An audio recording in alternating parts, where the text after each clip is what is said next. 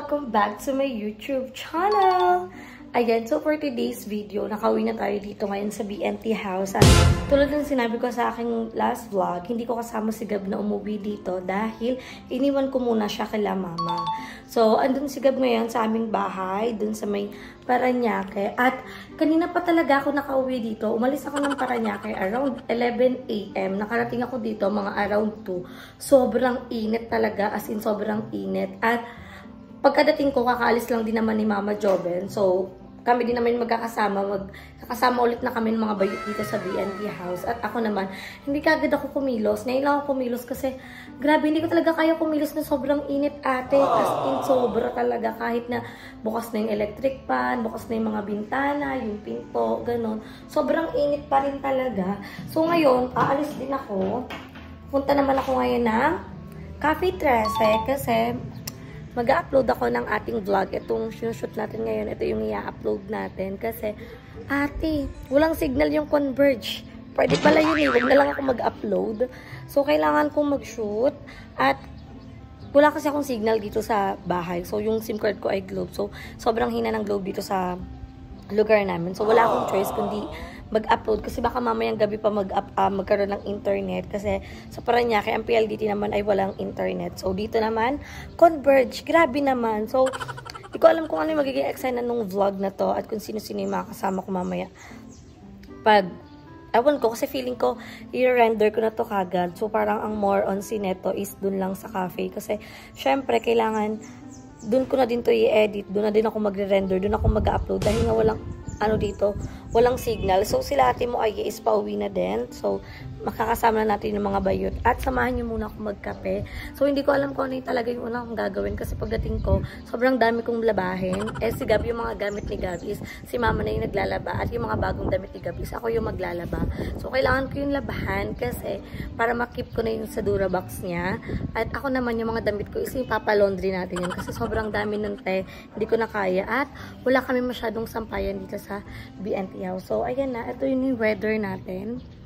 Ayan. So, carry na siya lumabas. Carry ko na din mag-walk. So, kayo dyan mga Bex, kung lalabas kayo, magdala kayo ng payong, uminom kayo ng tubig. At ako, ganun yung gagawin natin. Kasi sobrang init. Hindi ko talaga kaya na lumabas. Hindi yun sa pag-iinarte ha. Grabe talaga yung init talaga natin ngayon. Grabe yung temperature. At okay na din na si Gab doon nag-i-stay para naka-aircon. Kasi syempre, mahirap naman pagpawisan yung bata, magkakaroon pa ng sakit pag natuyuan ng pawis. So, di baling mataas yung Meralco bill, wag lang yung hospital bill mga mi. So, tara, dami natin chika, pumunta na tayo ng, hindi ko din alam pala kung pupunta sila Jessica. Pumunta muna tayo ng Cafe 13 at umorder kasi hindi pa rin naman ako kumakain. So, order tayo doon at magchismisan tayo doon. So, parang sobrang magiging maikli lang tong vlog na to. Parang, pinilit lang mag-upload din natin. Charot. Para lang may upload ako kasi ayoko na mawalan ng upload. Sobrang nangihinayang ako. So, tara, samahan niyo muna ako dahil aalis na tayo at magpupunta muna tayo sa Cafe 13. So, guys, ay nandito na ako ngayon sa Cafe 13 kung saan dito kami nagkakape ng mga bayot. At umorder lang ako ng kimchi rice kasi yun lang yung kakainin ko. So, pinag-iisipan ko pa kung bibili ba ako ng kape or mag-red velvet na naman ako. Kasi yung red velvet talaga yung binibili ko dito. And anyway, thank you so much kay Daddy Paul sa paghatid sa akin kanina kasi kanina pagkagising niya pa lang hinatid niya na ako sa PITX or PTEX kung saan sumasakay ako papunta dito sa 13. At yun lang yung order ko. So feeling ko mamaya order ako ulit pag nag-edit na ako ng vlog. So nag-chat na din ako sa mga bayot kasi baka bigla silang umuwi doon, nakalak yung pinto at nasa akin ng susi. So, sabi ko dito lang ako sa 13 Cafe kasi malapit lang naman dito. At ito yung mahirap pag wala tayong internet. So, nagloloko din kasi talaga yung internet. Pero sa amin kasi, sobrang lakas talaga nung Converge. So, feeling ko kaya siya malakas kasi kami pa lang yung meron. Pero ngayon, nawalan kami ng signal. So, pati yung kapitbahay namin, wala din siya signal. So, ang hirap na walang internet kasi siyempre nag-upload kami, lalo na pag everyday upload. Eh, kung may signal lang ako sa phone ko, sa data ko mag-upload. Ay, okay na po. Ay, okay na pala yung food natin. Wala tayo sa frame, pero ito yung food natin. Ang sarap, ang mango. So, meron tayo ditong kimchi rice. At alam niyo naman kung gano'n ko ka-favorite talaga ang kimchi rice. So, nakita ko tong order na to kay GM pati kay Joven. So, let's try it. kung anong lasa niya. Kasi ang lagi ko yung order dito, yung red velvet, pati yung kanilang spam rice. Yun lang. Tapos ngayon ko lang matatry itong kimchi rice nila. Tikman natin. First bite. Kitang-kita pa yung mga ano guys. Oh. Ayan o, kimchi.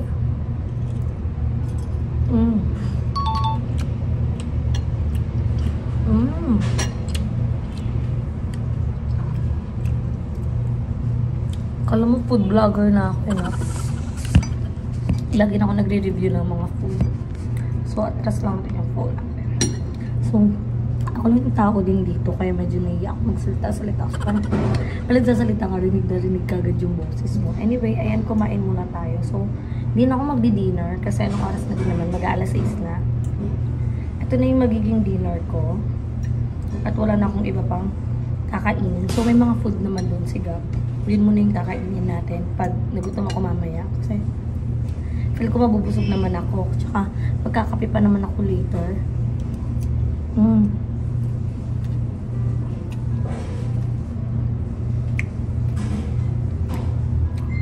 Sarap guys.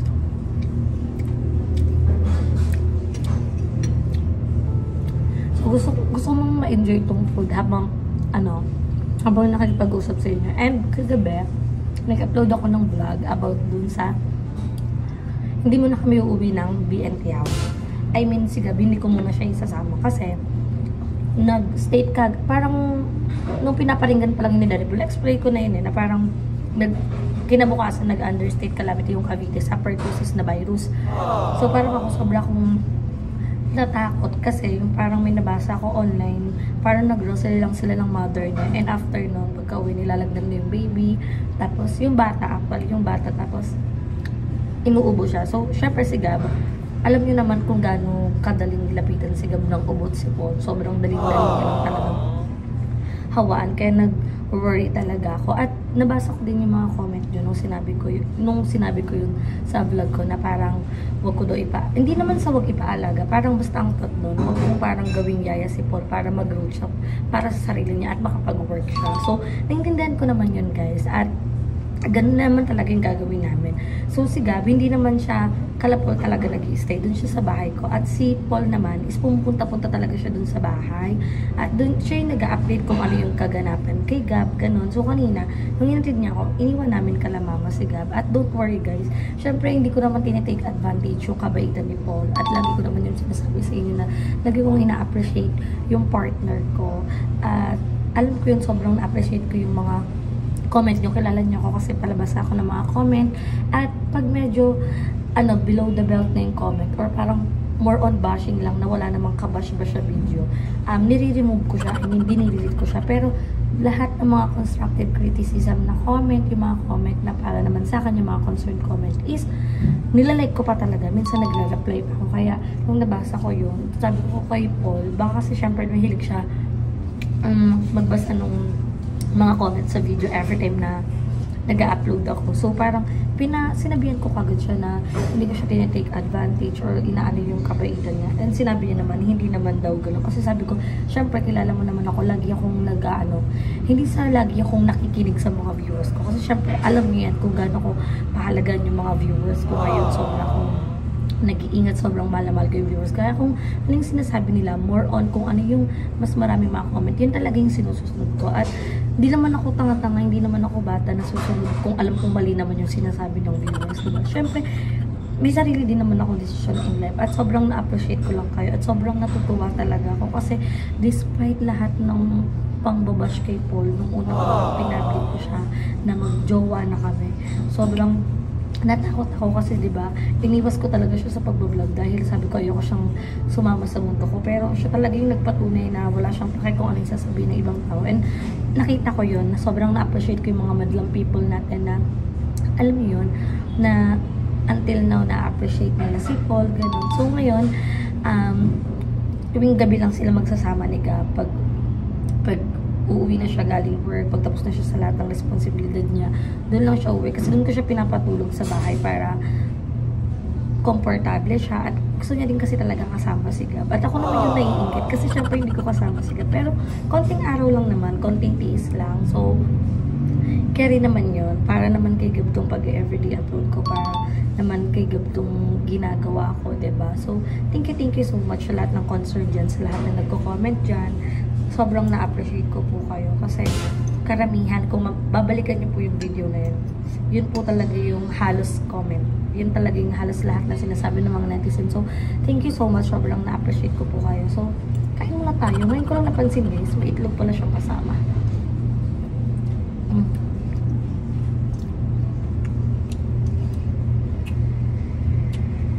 Kaya, huwag kayong matakot na mag-comment sa vlog ko. Kasi, nababasa ko yan. Nilalike ko yun. Minsan nagre-reply pa talaga ako sa mga comment. Kasi, masarap sa feeling pag nagkakaroon ka ng communication. Parang sa mga viewers mo, diba? Natutuwa talaga ako kasi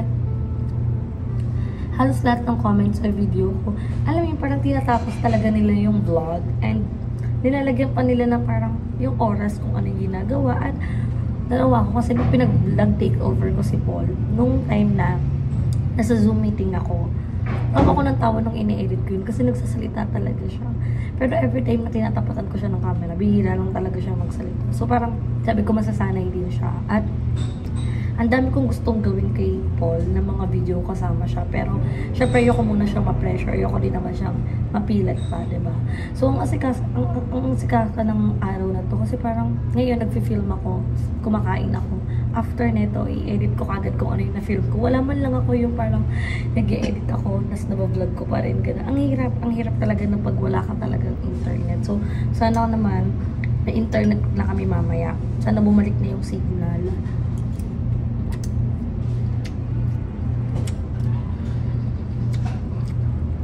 Kain muna ako guys. Dami ko lang chika sa inyo.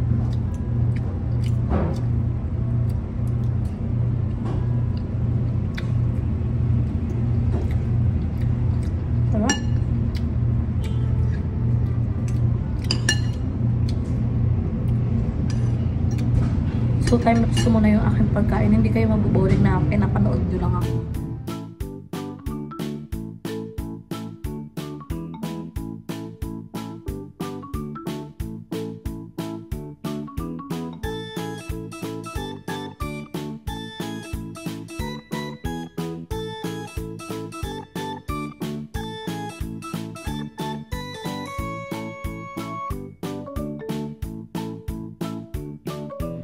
So, ayan mga begs, tapos na nga po kumain at hindi ko na kinayang mag-vlog sa labas kasi habang nag-i-edit ako, yung stuff na lang yung natitira, pati ako. So, every time na nagsasalita ako, rinig na rinig talaga yung boses ko. So hindi ko na-carry. At pasensya na mga begs na sobrang ikli lang na itong vlog na to as in parang dinala ko lang kayo sa eksena ko ng mga 1 to 3 hours sa buhay ko sa buong araw na naganap ko today. At sobrang hirap pag everyday upload kasi parang pang 3rd month ko na to, tapos nahihirapan ako kasi syempre ang dami ko nang nagawang content past month at now nag-iisip ako ng mga content na magagawa ko pag ako lang talaga pag ako lang mag-isa.